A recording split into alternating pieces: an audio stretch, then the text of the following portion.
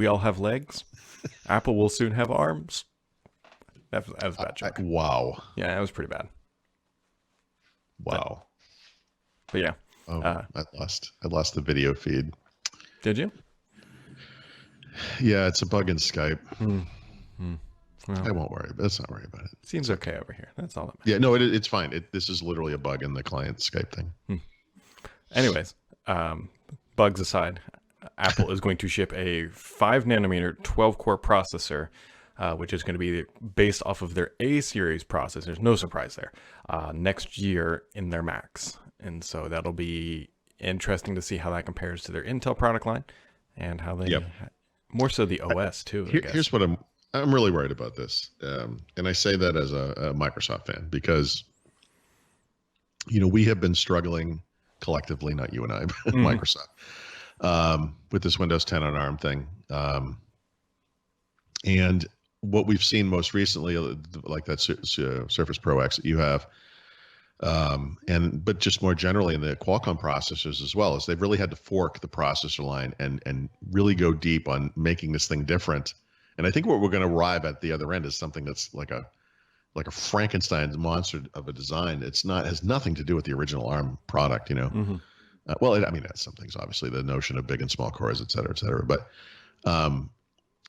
Apple, I hear 12 core and I think to myself, they're doing the same thing, right? Yeah. They notice the same problems. There's no doubt about it. Everyone talks about how great the A series is, but, that thing is the result of hardware and software being designed together.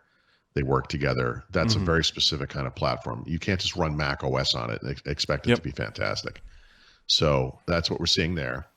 But I also worry, Apple, they're slow. They do things years later, like the trackpad support in the iPad. And you're like, what took so long? But the flip side of it is when they do it, they tend to get it right. Yeah. And the worry for us, for the Windows, Microsoft community, whatever, is that Apple gets this thing right the first time. And we'll see. But if they come out with like an A series powered Mac that, just works, and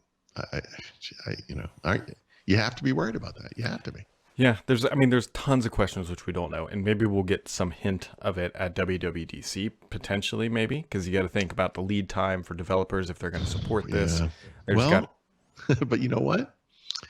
Again, in the sense that Apple just makes this work, you could make the argument that they're going to say, we didn't have to tell you about it. There's nothing to do. Go into Xcode, the new version, flip the switch, just compiles those EXEs automatically. You're all set. We'll see. Yeah, we'll see. It will emulate x86, I'm sure. We do that so fantastically on the Windows side. I don't know. Again, I don't need to be alarmist, but I'm. Yeah. Well, they've got a whole different setup, so we'll see. It's inevitable. Ever since Apple started building their own stuff for their phones, and they've been building more and more of their own components for their phones. This was just a natural evolution, and Yeah. No, look, there are rumors that Google is making their own processors for phones and things. We've been talking about this for years. Microsoft has special components that they put into Surface to make the latency less on the pen and the screen and everything. Microsoft is now co-designing processors with all three of the major processor makers, which is really kind of fascinating when you think about it. This is the future. This is where you're able to differentiate at a whole new level. And again, that's part of the reason I'm worried about it.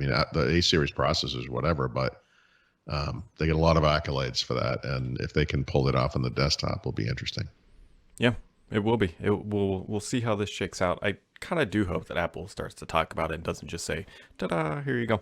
But I do too. Yeah, I do. In theory, I guess maybe this is a little bit more complex than I'm thinking, but all their phones are already ARM. All their iPads are already ARM. They already run a whole bunch of different apps. We've already seen Apple try to bridge that gap of bringing their iOS apps to macOS. It does seem like it would be easier to bring an iOS app to an ARM-based system. That's for sure. Yeah, and saying that those apps should just run automatically. Yeah. So I assume that today's A series chips are octa-core product. I have no idea. I know on Qualcomm, they don't really talk about this. They don't talk about it nearly as. we have to wait for people to like break open the phone to figure out how much RAM is in them these days. Yeah, no, it's true. But I mean, they must have some understanding of the cores. Like, Oh, I'm sure it's out there. I just don't think yeah, Apple actually, like it's fun. You don't touts really it. hear that though, do you? Nope. You're right. But they don't care. I mean, it's not that they don't care. They always talk about performance, but how much better it is. But they never go up there and say, "Oh, it's got 64 megabytes of L2 cache on there." Like you just don't hear Well, that. I think Apple institutionally is probably still having PTSD from the megahertz wars or whatever. But yeah, it's fair to say like the iPhone SE just came out. It only has 3 gigs of RAM. That's a ludicrous amount of RAM for a phone today, but not for an iPhone. You know, it's actually, not. it's fine. Like Apple users don't think about that stuff. Well, and iOS is just a completely different thing. Yeah. Android is, we've talked about this, is Windows, right? It's designed to run on every phone. iOS is designed to run on like what, 10 phones that are currently supported, or how many there are. So Probably not even that many, but yeah, right. It's some small number of generations of chips. And the other thing is like they never did this before, but like about 2 years ago, for the first time, they started optimizing iOS for older versions. Sorry. Bless you. Oh, everyone just got coronavirus.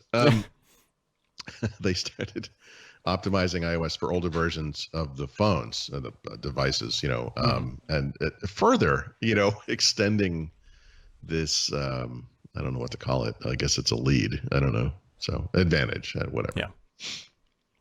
Yeah. The interesting thing that Apple has going for it, because it's going to be a complete, basically end-to-end solution. We're seeing this in the iPhone SE, is that the price difference for Apple to put in an A12 chip or an A13 chip is literally just the manufacturing cost. There's no marketing costs.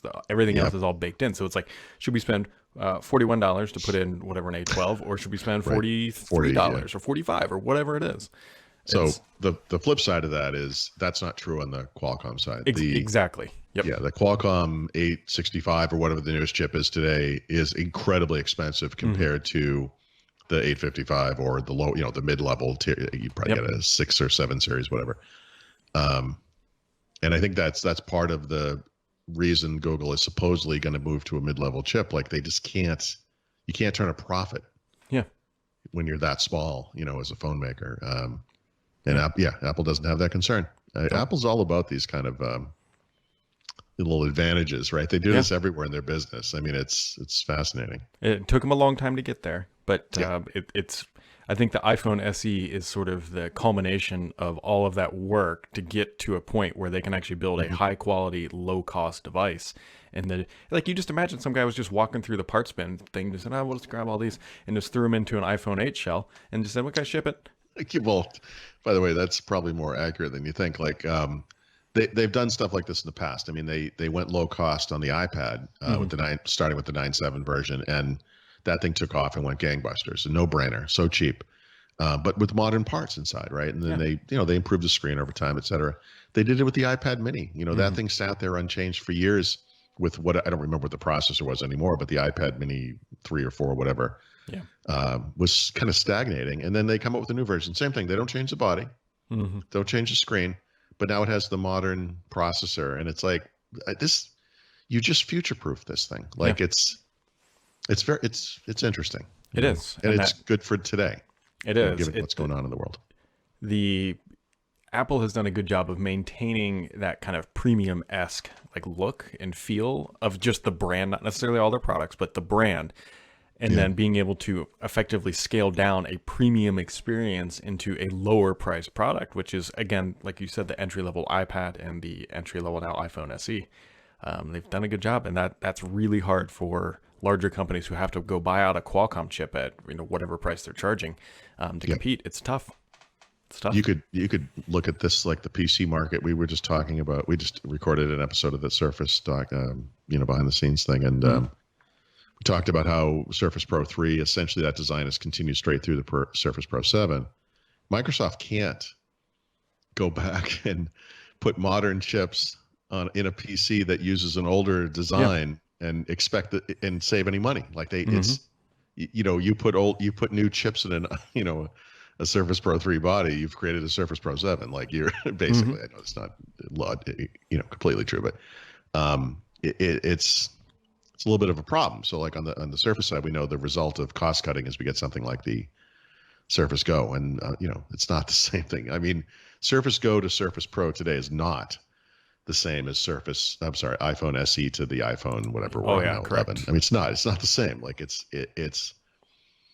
that's an amazing economic advantage that Apple has. It's incredible. Yeah, that would almost it'd be effectively like putting like an i7 into a Surface Go.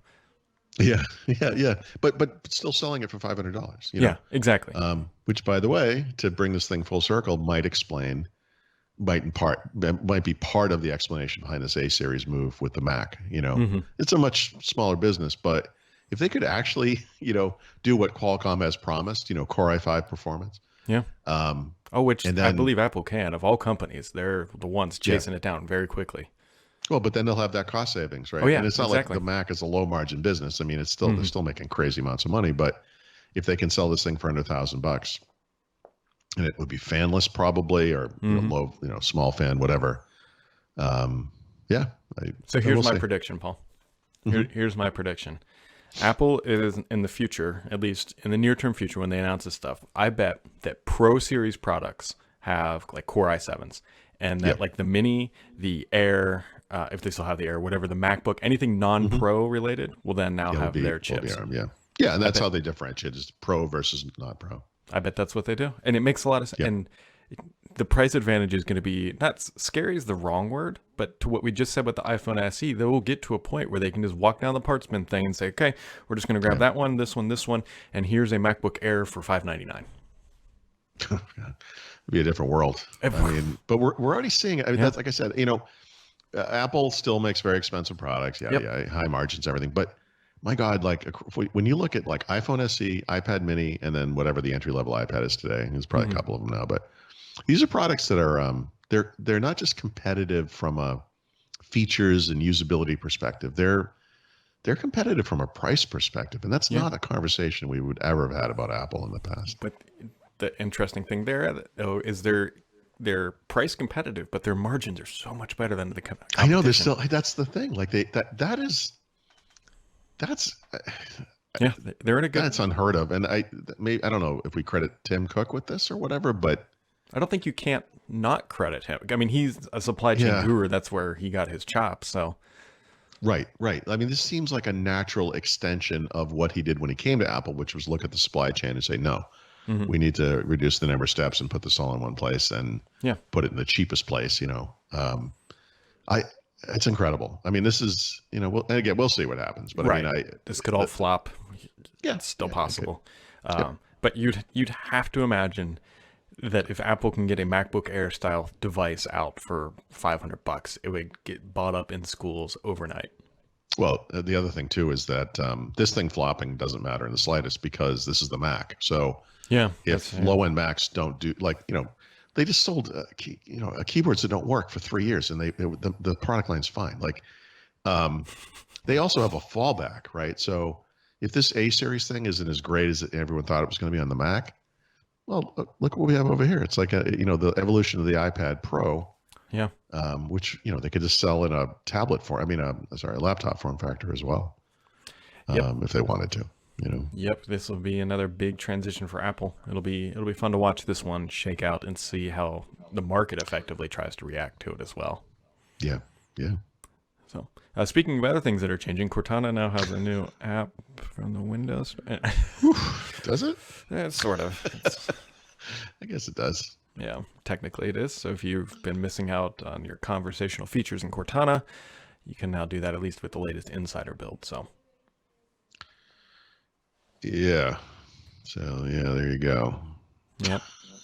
And also Skype's getting custom backgrounds just in time for Zoom to hit 300 million daily active users. By the way, one thing Brad and I were talking about ahead of time here was Microsoft has finally released the video for the Microsoft 365 for consumer briefing that they gave the press and bloggers and so forth. I was rewatching it, and one of the things Yusuf Mehdi just kind of tosses off as he walks around that whatever that space he was in is that Skype has he said 200 million users, active users. Yeah, that's what he said. I missed that. Right, What? Wait, 200? That's what he says. I'm trying to. What's their old number? Oh, I have no idea. I heard it was something like 60, I think was Yeah. something. And in fact, I think this came up as recently as yesterday in Windows Weekly. But if you go to the video and you watch the very beginning where he says that they're adding family safety and teams as for consumers, he then launches into this thing about. Oh, actually, maybe it's the beginning of the. Sorry, no, it's at the beginning of the team segment, which starts at. You can find it yourself, folks, if you go exactly to minute 21. 2100. If you just fast forward to that, he starts walking around and he says 200 million users. So here's this is great. So using Bing, Microsoft's own search engine, if you search how many Skype daily users, the answer comes from Quora, so it's not from Microsoft, but it says there are about 4.9 million active Skype users daily. 4.9. Oh boy. Yeah, it's a little higher than that. Yeah, it's slightly. Yeah. So anyways, Skype custom backgrounds, if that's what's been holding you back from Skype. All the cool kids are doing it. They are all video chatting from Narnia and other places. So I don't know. That's really about it. Yeah. You got anything else for today, Paul? I do not. I'll post this thing. Like I said, it's no big deal, but the article about the video, I kind of go into this misconception that people had. I think we talked about this yesterday. I guess people expected to get Teams in Office or Microsoft 365 for consumers. Microsoft. Yep. Even in this video, they refer to Teams as Teams, and then parenthetically for consumers. Use of many refers to as Teams for consumer. But if you pay attention to what they say when they get to the Teams segment, which again starts at minute 21, they're really clear that they're adding consumer features to Teams. It's going to be the same Teams apps that they already have. On the mobile, you'll switch it back and forth between consumer and business, like you do in the OneDrive app. It's coming in preview this summer, and will ship late in the year.